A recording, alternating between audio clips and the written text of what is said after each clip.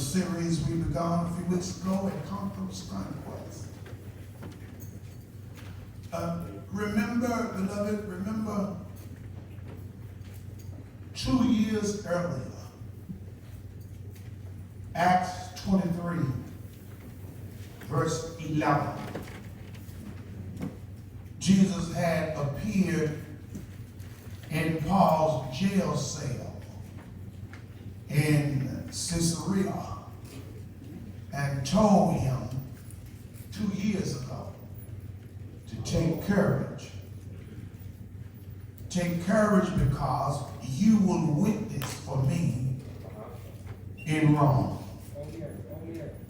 2 years earlier, Jesus told him, I'm timing myself, that you will make it to Rome. 2 years earlier, Jesus appeared to him in a jail cell and told him, you will bear witness for me in Rome. 2 years earlier, Jesus appeared to him in a jail cell and told him, you will bear witness for me in Rome. 2 years earlier, he was given a promise. On the way 2 years later to fulfill the promise, he runs into a problem. Here is what I want to submit to you this morning, that you can always count on the promise of God. This was an unconditional promise. Believe it or not, whatever God says happens. Paul was promised that he'd go to Rome, but God did not promise smooth sailing along the way. And somebody has said that when God gives you a promise, everything that comes with the promise look like the promise. But everything doesn't always look like the promise. In life, to get to the promise and to fulfill the promise, sometimes you're going to be frustrated while you're dealing with the consequences of getting to what God has promised. And so although Paul's mission was in Rome, it is delayed by circumstances, and it is hindered by setbacks and difficulties. And what Satan will do, you go to sleep, I got this. What Satan will do, I'm serious, I got this today. What Satan will do is, he will send some form of distraction. Because if I send enough difficulty to this individual who's been given a promise, I will get them so frustrated that they will become so doubtful that they will stop believing in the fulfillment of that promise. Because what I want to do in the mind of the believer is I want to stop them from believing.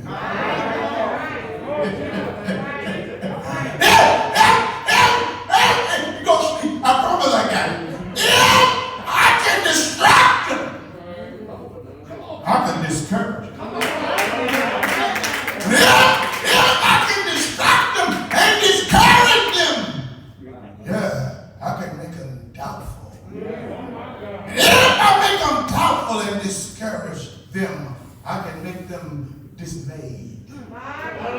And the kingdom can't do much with anybody that's dismayed.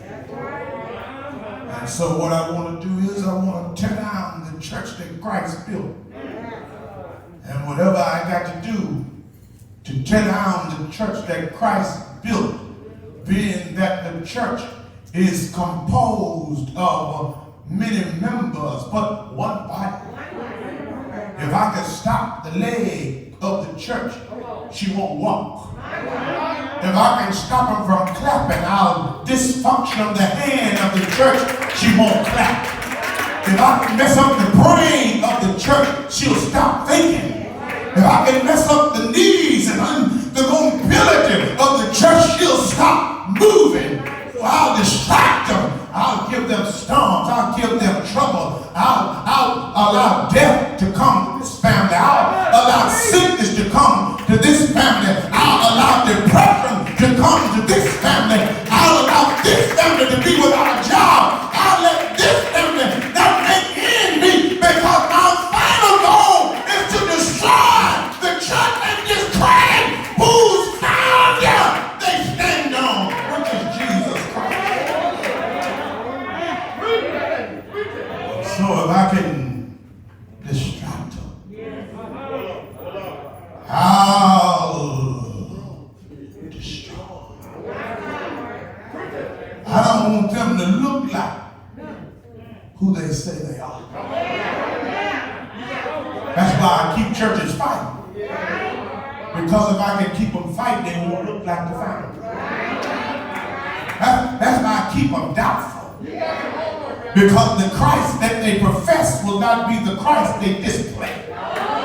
Because you can't follow Christ faithless.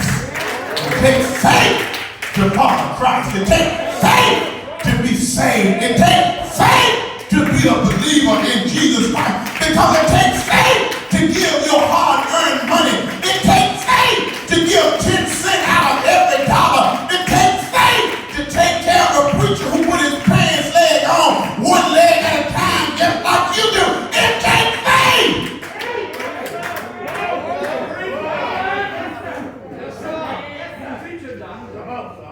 So what I'll do, I'll let setbacks happen. Depression happen. Things will happen. And some people are not even smart enough to understand.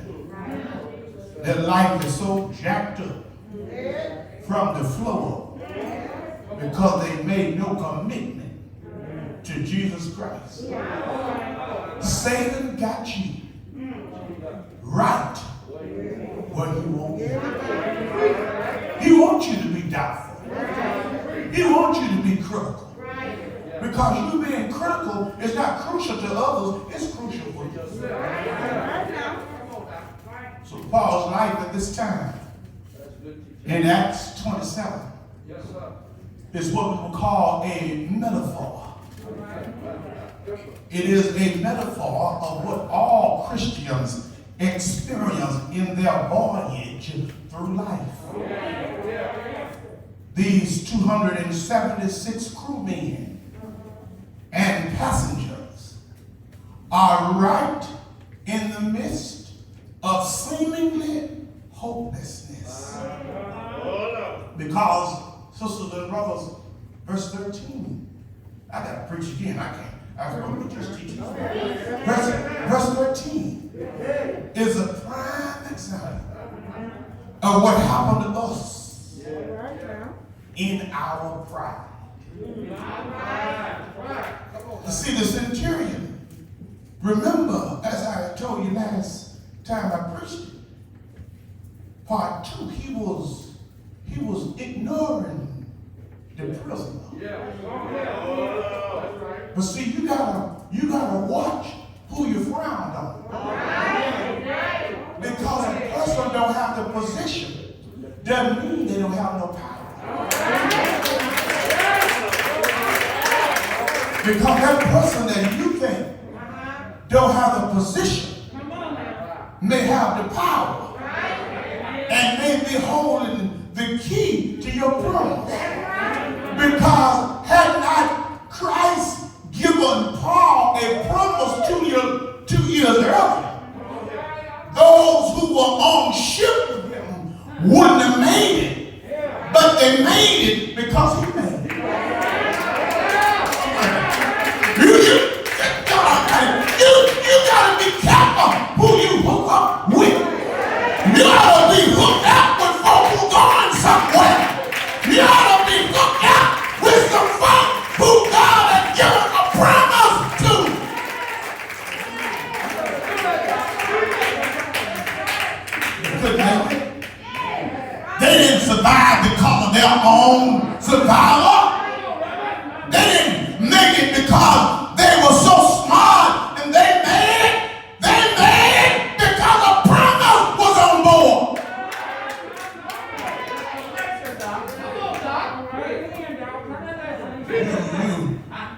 You wonder why?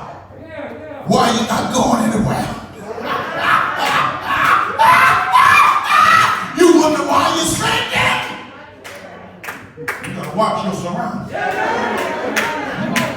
The folk can't help connect with you and take you higher. Get away from them. You ought to have enough of prayer mindset. Get to somebody who see you down and they help lift you up and won't even talk about what they did to get you up. Get connected to the right people.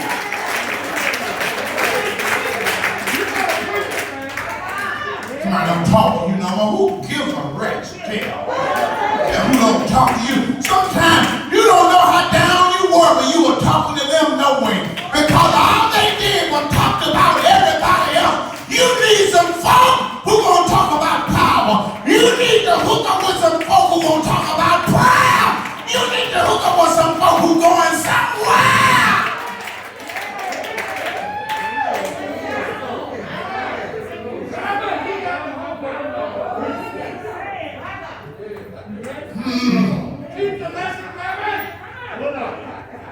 Head to wrong.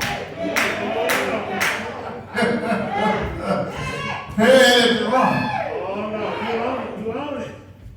Head to wrong. Oh, I've been out here on the battlefield about 19 years and I've had some folk that come out with me. But guess what? I know what he promised me. I know what he promised me. I had folks say, you just think you all that, and I do. I know what he promised me. If you don't think you all that, ain't nothing wrong with my self-esteem. There's something wrong with yours, because you ought to think you all of that too. I don't care what's jacked up about you. Look around and see what's good about you and feel good about that.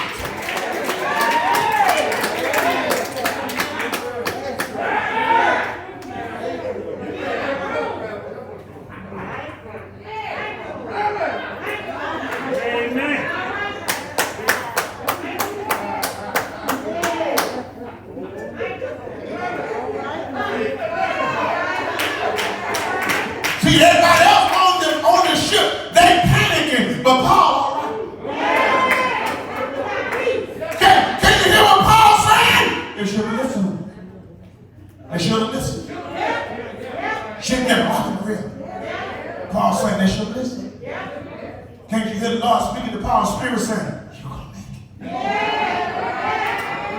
See, sometimes God will frustrate the mind of everybody around you and give you peace because he's already given you a promise, and God's promise is coming with peace. So everybody around you panicking, but you all right because guess what? You know you're going to make it.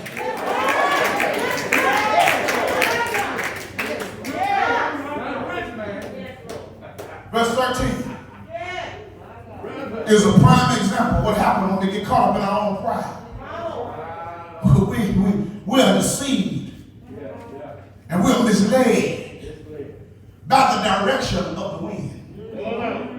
Because, verse 13, the south wind seemed to be softly blowing as they ignored the advice from Paul.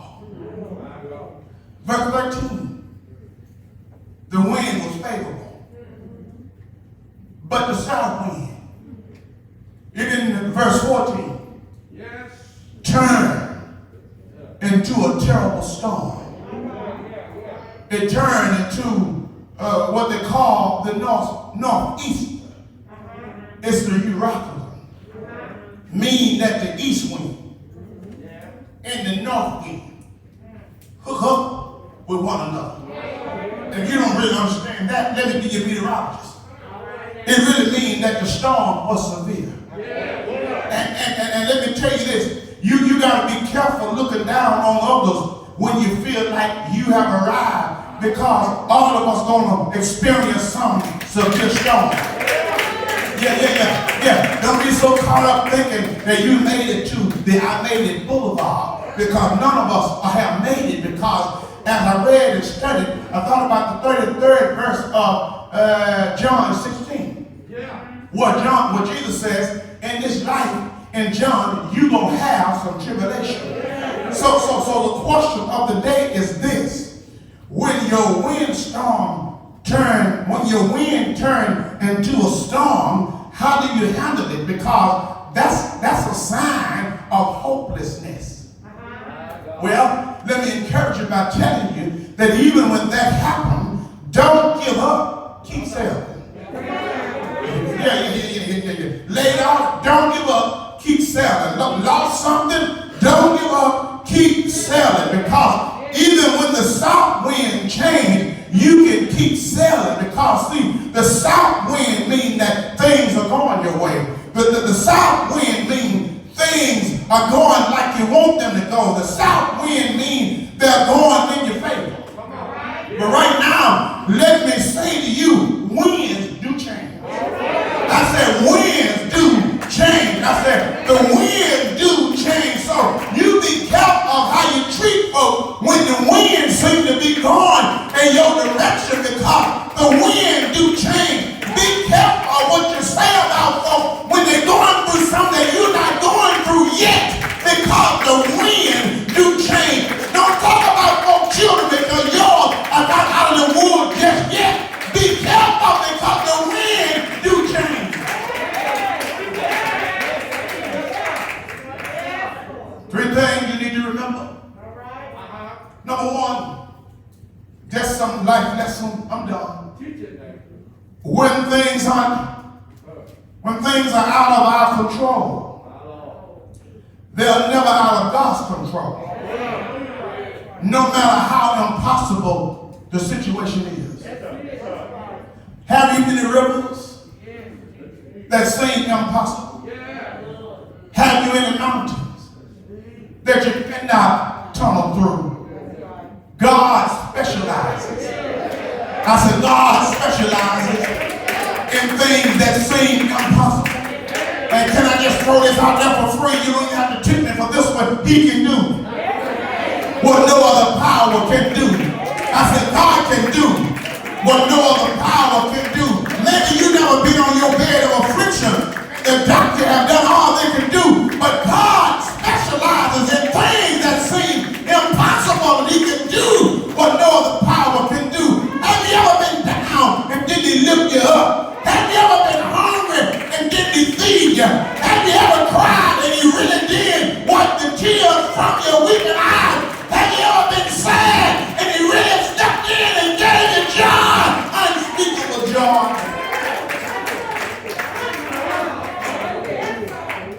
Ship, verse 15 through verse 20 was out of control. They were at the mercy of the storm. But God was in control. And can I tell you, he was in control. And can I say one more thing? He always is. Oh, I'm happy because of the illness. Oh, God. The sailors weren't in control. They thought they were in control. And let me just go and tell you, you are not in control. You get up and go to work every day, pull yourself up by your own bootstraps. But you are not in control. I know you run your house and I know you pay your bills, but you are not in control. I know you got more money than you'll ever spend, but you are not in control. I know you feel you smart, you got all the degrees that anyone could ever have, but you are not in control.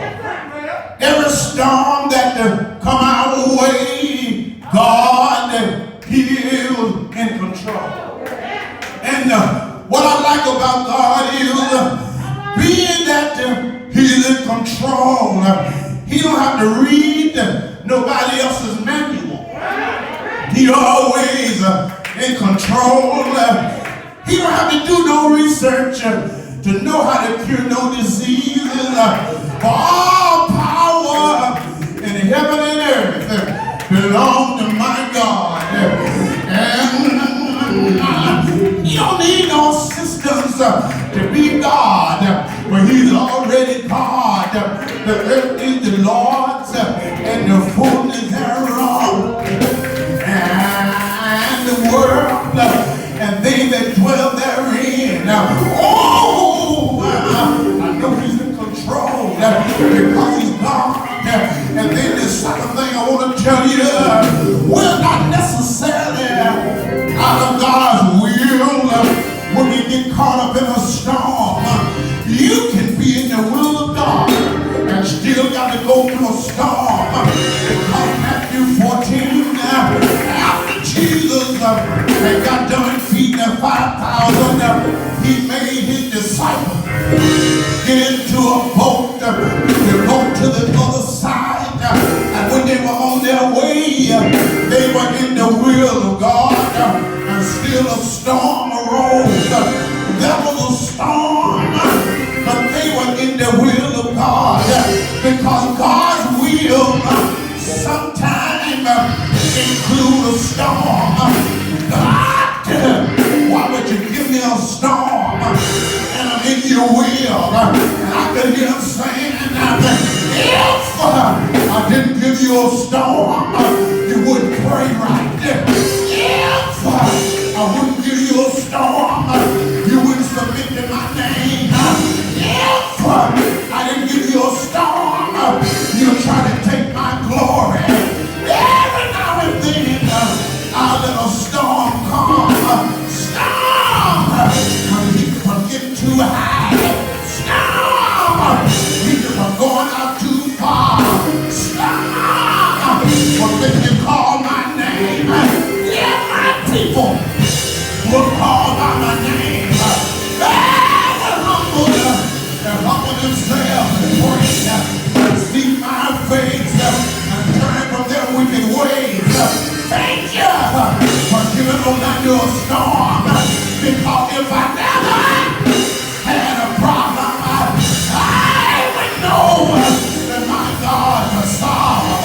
I got any witness here? Anybody here? You had some good days. Anybody here?